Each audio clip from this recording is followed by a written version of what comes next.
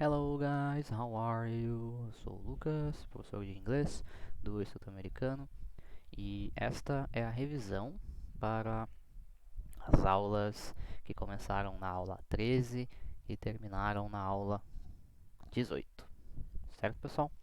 Então a gente vai dar uma rápida repassada, pelos conteúdos da aula 13 a 18, que essa revisão vai servir também para te ajudar a estudar para a prova. Mas lembrando que essa revisão ela é bem rápida, ela é uma revisão superficial que não se aprofunda nos tópicos. Então também é muito importante que você repasse lá pelo que a gente estudou nas aulas, que você dê uma revisada nos conteúdos também. Então, vamos lá. A gente vai começar aqui revisando a parte do family, que era da primeira dessas aulas. Então a gente tinha esse vocabulário relacionado com família, Então ali a gente tem um quadro com a family tree, a árvore genealógica, como vocabulário. Então a gente tem lá o grandfather e a grandmother, que é o avô e a avó.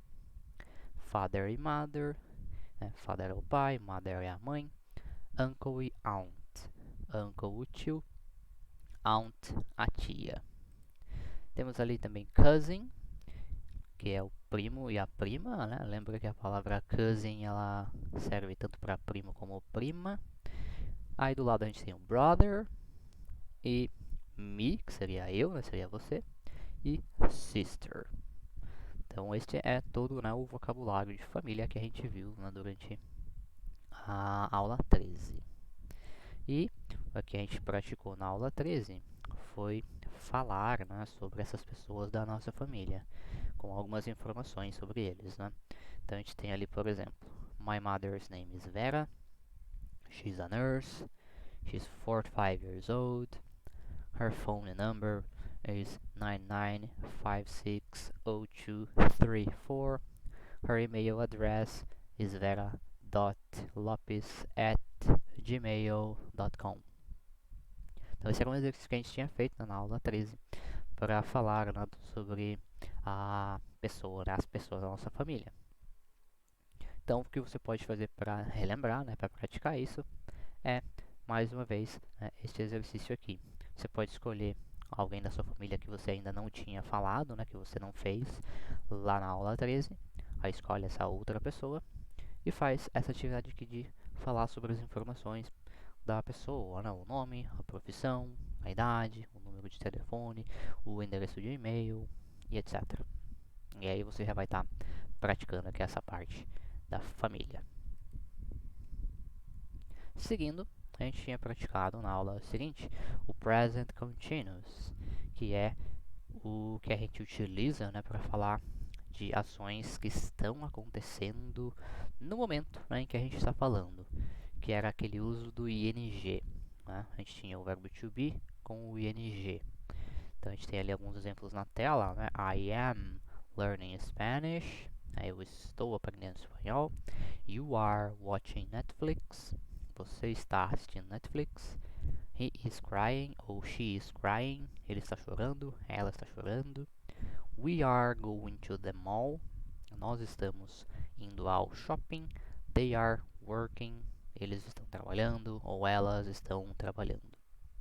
Então essa era a ideia do presente continuous, fazer aquelas frases sobre o que está acontecendo agora, no momento que a gente está falando, com o ing nos verbos, o gerúndio. E aí para você praticar, você pode responder as questões. What are you doing? É o que você está fazendo aí agora. E olha ali nas imagens para responder What is she doing? E What are they doing? Então você tem ali a primeira pergunta sobre você mesmo, What are you doing? Aí você responde I am, etc, etc. Aí na imagem a gente tem aqui, What is she doing? Observa aqui a imagem e responde, Ela está fazendo tal coisa. E aqui, what are they doing? O que eles estão fazendo? Olha ali na imagem e responde, They are, tananana, eles estão fazendo tal coisa. Certo? Então, dá uma olhada aqui e pratica aí com o present continuous. Outra coisa que tínhamos praticado era o there is, there are, que é o verbo há, tem ou existe, para fazer a descrição de cômodos da casa, de coisas que tem nos cômodos. Então a gente tinha praticado com essas estruturas. There is a sofa in the living room. There are two armchairs in the living room. Tem um sofá na sala, tem duas poltronas na sala. There isn't a TV in my bedroom. There aren't any carpets in my bedroom. Não tem uma TV no meu quarto e não tem nenhum tapete no meu quarto. E as perguntas: Is there a washing machine in the kitchen? Are there any pictures in the kitchen? As perguntas elas são invertidas, né? Is there, are there. Sempre faz a inversão para criar perguntas. E ele tem as formas de responder ali na frente, né? Então, para a gente praticar, o que você vai fazer é descrever esta imagem aqui, né? Esta living room. Então, já está começado ali, né? In the living room, né? Na sala. Aí você vai descrever, né? O que tem nesta sala. Então, você descreve lá, né? In the living room, there is a TV. There is a coffee table. There are some plants, né? Tem umas plantas aqui e etc. Né? Faz a descrição. There is tal coisa, there is tal coisa, there are tais coisas, there are tais coisas, there is tal coisa. Beleza. Faz a descrição, né, do que você está observando aí, né, na imagem nesta living room. Certo? Seguindo, a gente tinha uma aula onde praticamos também falar de preços, né, de prices.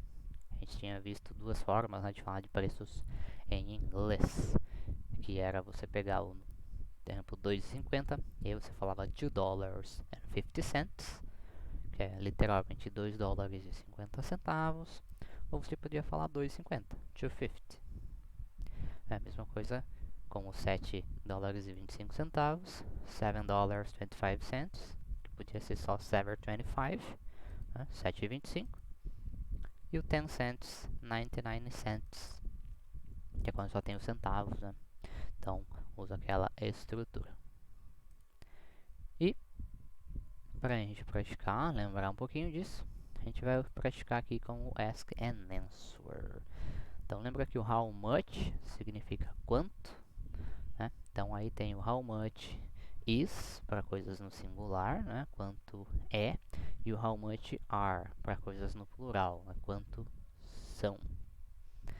E aí você vai responder o it's tanana dollars, para coisas no singular, né? E they are tanana dollars, para as coisas no plural. Então você tem aqui, por exemplo, uma bag. Bag no singular, né? Uma palavra no singular, então seria how much is this bag? Aí a resposta seria no singular, it's $2, né? O preço está aqui. Se for uma coisa no plural, como shoes, shoes é plural, shorts é plural, trousers é plural, socks é plural, né? Aí você usa how much are, certo? Então é isso, você faz a pergunta, how much is tal coisa, how much are tais coisas? E responde ali na frente, né? It's tantos dólares, ou they are tantos dólares. Que vai ser só o dólares, né? Porque não tem nenhum preço com centavos. Certo? Então faz a pergunta, responde. Faz a pergunta e responde com todos esses itens aqui. Outra coisa que tínhamos praticado eram as formas superlativas, né? Os superlativos é quando a gente vai fazer uma comparação de uma coisa ou uma pessoa com várias outras, né? E pelo menos outras duas coisas ou outras duas pessoas, mas geralmente são mais, né? São várias. E para isso, né, a gente pega os adjetivos e transforma, né, na forma superlativa deles. Que a gente tinha duas maneiras de fazer isso, né? Os adjetivos curtos, adicionando as letras EST no final.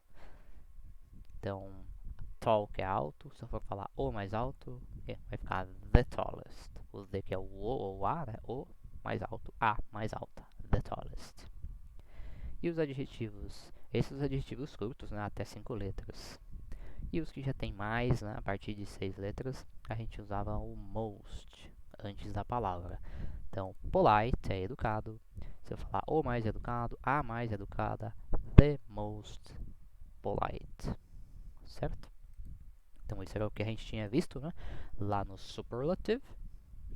E para você praticar, a gente vai responder aí algumas perguntinhas, né? Who is the tallest person in your family?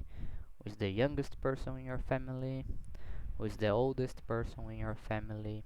Who is the most polite person you know? Who is the shyest person you know? And who is the most intelligent person you know? Certo? Então, responde aqui nessas perguntas para você relembrar aí como é que você escreve as frases, né, com essa estrutura de superlativo. E temos o past to be, que era o verbo to be no passado, né? Lembra que tínhamos o verbo to be am, is e are. Aí frases he is a singer, ele é um cantor. They are from Brazil, eles são do Brasil. I am a good student, eu sou um bom aluno.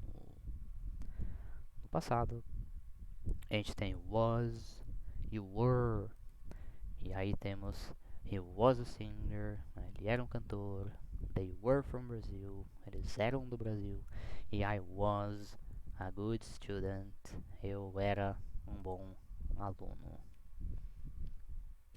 E aí a gente fez um exercício para praticar as frases, né? Falar sobre pessoas que já faleceram, né?